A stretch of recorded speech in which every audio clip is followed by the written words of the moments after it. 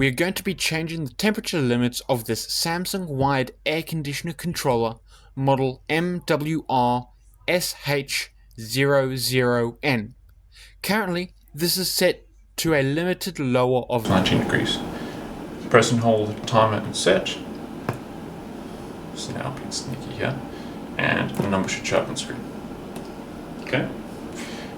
Go to level 2, hit timer. Now, you've got two options. You've got submenu 1 and you've got submenu 2. Go to submenu 1 and that will do the lowest temperature, which you then decrease. And it'll go down to 16. And you hit set. And then you hit S-swing to exit the submenu. And you hit S-swing again and you exit that. Now you can go lower than the temperature.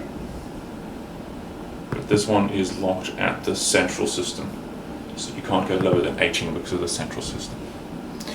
To edit the maximum temperature, same thing, press and hold, number, menu 2, submenu 2, timer. Now you can increase the top temperature, set, S-swing, S-swing, and now you can go above that.